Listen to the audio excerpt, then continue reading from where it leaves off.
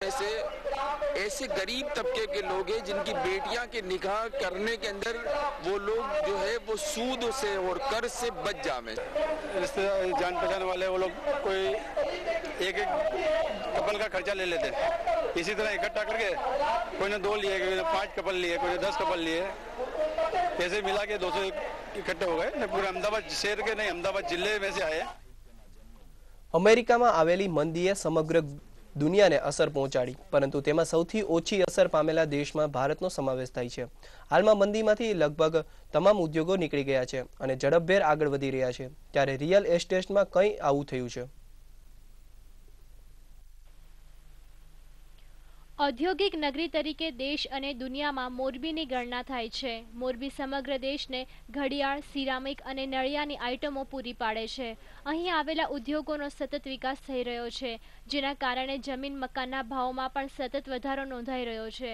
હાલમાં જમીન મકાનના ભાવો આસમાને પહોંચી ગયા છે। એ લોકો અહીંયા રોકાણ કરવા પણ માગે છે મોરબીની અંદર, એ બાબતથી પણ જમીનના ભાવ વધ્યા છે અને ઇન્ડસ્ટ્રી ઝોન વધ્યું એ બાબતથી પણ જમીનના ભાવ વધ્યા છે કે જો આવું રહેશે કારખાનાનો ફુગાવો, માણસોને વધારે મોરબીમાં આવવાની ચાહના, તો હજી આના ડબલ ભાવ રહેશે। મલ્ટીનેશનલ કંપનીઓ પણ મોરબીના ઉદ્યોગો તરફ નજર દોડાવી રહી છે અને ઉદ્યોગોમાં હજુ વધુ વિકાસની તકો જોવાઈ રહી છે। અહીં મોટા પ્રમાણમાં લોકો બહારથી આવી રોજગારી પણ મેળવી રહ્યા છે। જમીન, ફ્લેટ અને ટેનામેન્ટ તમામના ભાવો છેલ્લા 5 વર્ષથી સતત વધી રહ્યા છે। મોરબીમાં હજુ પણ તેના ભાવો વધતા જ રહેશે તેવી શક્યતા છે, જેના કારણે સામાન્ય વર્ગના લોકો માટે ઘર ખરીદવું ઘણું જ મુશ્કેલ બની જશે। ઈટીવી સમાચાર, મોરબી। ભાવનગરમાં 2 દિવસ પહેલા નક્સલવાદીઓ સાથે સંકળાયેલા હોવાની આશંકા સાથે આર.કે. સિંહ નામના શખ્સની ધરપકડ કરાઈ હતી, તો ભાવનગર એલસીબીએ ગત મોડી રાત્રે ભાદેવાની શેરીમાં રહેતા ઉદય ચૌહાણ નામના બીજા એક શખ્સની ઘરે દરોડા પાડ્યો હતો।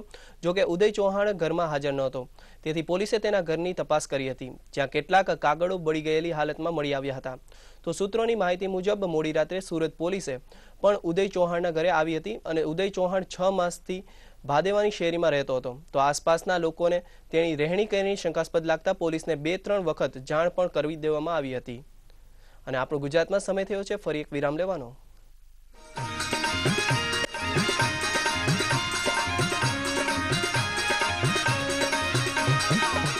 આ ઝડપભેર ચાલતી જિંદગીમાં જ્યાં સમયનો હંમેશા અભાવ રહે છે, આવી ગયું છે સેન્ટ્રલ એક્સાઇઝ ડ્યુટી અને સર્વિસ ટેક્સનું ઈ પેમેન્ટ।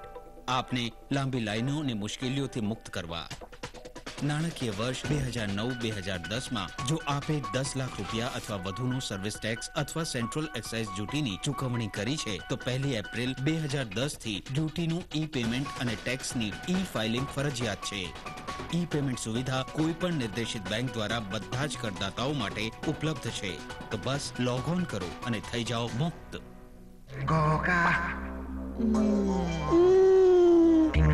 टिंगू तू कुत्ते से खेल, पढ़ना मत। कुत्ते से खेल, पढ़ना मत। नकलची बंदर पापा को बुलाओ।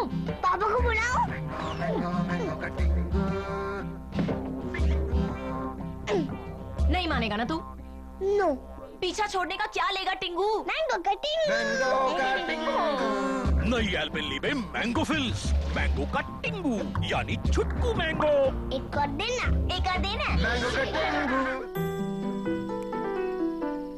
आइसक्रीम खाशे? आइसक्रीम आ छे 2 गणो आनंद। पहलो आनंद पॉलिसी टर्मना अंते मेच्योरिटी क्लेमनी पूरी चुकवणी અને બીજો આનંદ તમારા પોતાઓના માટે લાઈફ કવરની પૂરી રકમ કોઈ પણ પ્રીમિયમ ચૂકવ્યા વગર। LIC જીવન આનંદ એટલે આનંદ જ આનંદ। Introducing the new air conditioner from Panasonic with E-ion purifying system, Eco-Petrol sensor, and inverter technology saving you up to 60% power. Panasonic inverter AC with Eco-Petrol. That's what I call a real star. Panasonic, ideas for life.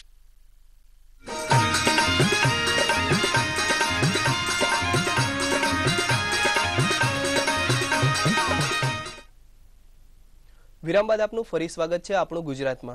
અમદાવાદમાં sky blue art activity દ્વારા 250 બાળકોએ સર્જેલા 750 ચિત્રો રવિશંકર રાવલ કલાભવનમાં પ્રદર્શિત કરવામાં આવ્યા. ચિત્રકાર હકુભાઈ શાહ અને ગુજરાત રાજ્યના પોલીસ વડા SS ખંડવાવાલા બાળકોના પ્રોત્સાહન અર્થે વિશેષ ઉપસ્થિત રહ્યા હતા. ધૂમધકતી ગરમીને ભૂલાવે તેવું સુંદર આ કલા પ્રદર્શન છે સ્કાય બ્લુ આર્ટ એક્ટિવિટીના 250 બાળકોએ સર્જેલા 750 ચિત્રોનું. બાળકોની આંખે જિંદગી જે રીતે ઝીલાય છે તે સંવેદના આ ચિત્રોમાં પ્રગટ થતી જોઈ ચિત્રકાર હકુભાઈએ પણ પ્રશંસા કરી હતી. અને આટલા બધા ચિત્રો એક સાથે જોવા મળે એક મોટી ફીસ કહેવાય અને લોકો પણ બહુ જ ઉત્સાહથી જુએ છે, મા બાપ પણ. અને ચિત્રો કેવા સરસ છે, એને તમારે આંખ જોઈએ જોવાની. સ્કાય બ્લુના પ્લેટફોર્મ દ્વારા બાળકોની કલા પ્રતિભાને શહેરીજનો સમક્ષ મૂકવાના હેતુ ઉપરાંત આ કાર્યક્રમની વિશેષતા એ છે કે આ ચિત્રોમાંથી હકુભાઈએ પસંદ કરેલા 10 ચિત્રોનું વેચાણ કરીને તેની રકમ બાળકોના ઉત્કર્ષ માટે કાર્ય કરતી એક ખાનગી સંસ્થાને દાન આપવામાં આવશે. કે ભાઈ એમાં એને આઉટપુટ નથી મળતું, એની અંદર એને વિઝન નથી મળતું. લોક લાઈક એ વિઝનથી અમે આ એક્ઝિબિશનને સક્સેસફુલ કરવાનું યા એક્ઝિબિટ કરવાનું પેઇન્ટિંગ્સને વિચાર. અમારે ત્યાં એકચ્યુઅલી જે ડોનેશન આવે છે એનાથી અમે છોકરાઓનું બોર્ડિંગ, લોજિંગ, ઇટિંગ અને સ્કૂલનું સ્પોન્સરિંગ બધું જ કરાવીએ છીએ. બાળકો માટે તો ચિત્રકામ પોતે જ એક આનંદભરી ઘટના બનતી હોય છે. આ પ્રદર્શનમાં જેમનું ચિત્ર પસંદ થયું હતું એ તથાગતે 6 ચિત્રો દોર્યા હતા. એક પત્તાની ગેમ ઉપર છે, એક બુદ્ધ ઉપર છે, એક મોડર્ન આર્ટની ડિઝાઇન છે, એક શિવજી ઉપર છે, એક ડ્રેગન છે. એ પત્તા ઉપર. બાળકો દ્વારા સર્જાયેલા આ રંગભર ચિત્રોનો કલાસ્વાદ માણવા શહેરીજનો પણ ઉપસ્થિત રહ્યા હતા. બાળકોએ દોરેલા આ ચિત્રોમાં સમાજમાં બનતી લૂંટ, એક્સિડન્ટ જેવી ઘટનાઓ તો પાંજરે પુરાયેલી હોસ્ટેલ ગર્લ્સનું આ ચિત્ર પણ ધ્યાનાકર્ષક હતું. ETV સમાચાર, અમદાવાદ. ધર્મના નામે આજે સમગ્ર વિશ્વમાં લોહિયાળ જંગ ખેલાઈ રહ્યો છે, ત્યારે હિંમતનગરના એક બ્રાહ્મણે કોમી એકતાનો અનોખો સંદેશો પાઠવી રહ્યા છે. પોતાના ઘરમાં પૂજા વિધિ કરી રહેલા આ સજ્જન બ્રાહ્મણ જ્ઞાતિના છે, એટલે આધ્યાત્મિક વૃત્તિ ધરાવતા હોય તે સ્વાભાવિક છે. પરંતુ આપને જાણીને નવાઈ લાગશે કે આ સજ્જન પોતાના ધર્મની સાથોસાથ બીજા ધર્મની પણ પૂજાપાઠ કરી રહ્યા છે. જી હા, આ વ્યક્તિના હાથમાં દેખાઈ રહેલું આ નાનકડું પુસ્તક બીજું કંઈ નહીં પણ મુસ્લિમ ધર્મનું પવિત્ર મનાતું કુરાને શરીફ છે અને આ મહાશય સર્વધર્મના સંભાવ સાથે સવાર સાંજ તેની શ્રદ્ધાપૂર્વક પૂજા કરી રહ્યા છે. ચાહે એ મુસ્લિમ હોય કે ક્રિશ્ચન હોય કે હિન્દુ હોય, તમામ ધર્મના ગ્રંથો પ્રત્યે હું સંભાવ રાખું છું.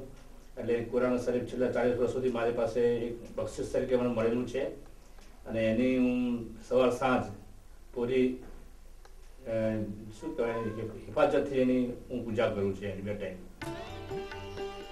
પોતાના પિતાજીના આ સંસ્કાર જોઈને તેમના પુત્ર તેને કોમી એકતાનો સંદેશો ગણાવી રહ્યા છે.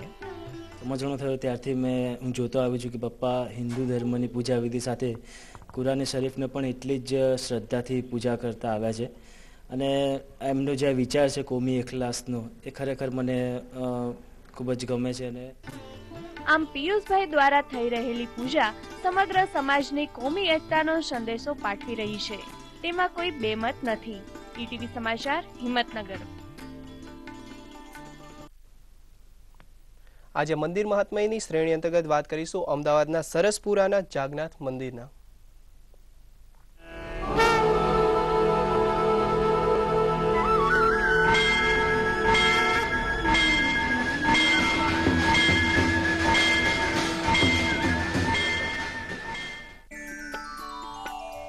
અમદાવાદના સરસપુરમાં આશરે 150 વર્ષ જૂનું જાગનાથ મહાદેવ મંદિર ભગવાન શંકરના ભક્તો માટે શ્રદ્ધા ભક્તિનો સ્ત્રોત બની રહ્યું છે.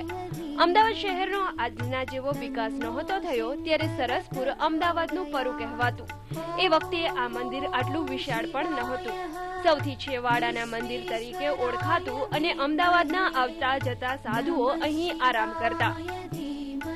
મંદિરનો મહિમા ઘણો વધે તે માટે ભાવિક ભક્તોની ભીડ જામે છે સર્વ પ્રસંગે. અત્યારે રામનવમીનો મોટો 9 દિવસ સુધી ઉત્સવ રાખવામાં આવે છે અને શ્રાવણ માસના 30 દિવસનો પ્રસંગ મોટો ધામધૂમથી ઉજવવામાં આવે છે. મંદિરના વહીવટકર્તાઓ દ્વારા અહીં અનેક સેવા કાર્યો કરવામાં આવે છે. વિવિધ તહેવારોની ઉજવણી પણ હર્ષોલ્લાસથી કરવામાં આવે છે. ભૂખ્યાજનોને ભોજન પ્રસાદ પણ અપાય છે. આ મહાદેવ ને ઘણા પરિચિત અને અપરિચિતોનો ચાહક રહ્યું છે અને સાથે સાથે અહીંના ખૂબ જ સુખી સંપન્ન થઈને સરસપુરના વતનીઓ બહાર ગયા છે.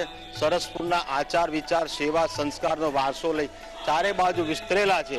હાથ પગના હૈયું લઈને આવેલો વ્યક્તિ પણ પોતાના વિચારોના શુદ્ધતા સાથે સાત્વિક ઓમ નમઃ શિવાય પંચાક્ષરથી એ ખાલી જળનો અભિષેક કરે છે તો પણ એની મનોકામના સંપૂર્ણતઃ પૂર્ણ થાય છે એવું અમારા ભાવિકોનું અંગતપણે અને સામૂહિકપણે માનવું છે.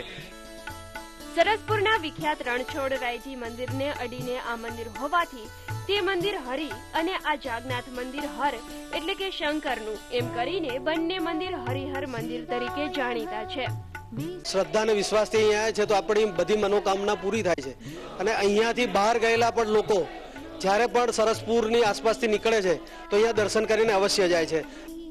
ભગવાન શિવના સાનિધ્યમાં આવી શાંતિથી બેસી સ્વહસ્તે શિવલિંગ પર દુગ્ધાભિષેક કરવાથી ભક્તોને જે અનેરો આનંદ મળે છે તેનાથી જાણે કે સંસારનું ઉત્તમ સુખ એવી માનસિક શાંતિની ઉપલબ્ધિ તત્કાળ થઈ જાય છે અને દિવસભરની દોડધામ માટે જાણે કે બળ મળી જાય છે. એવો આ જાગનાથ મહાદેવનો આગવો મહિમા છે. ઈટીવી સમાચાર, અમદાવાદ.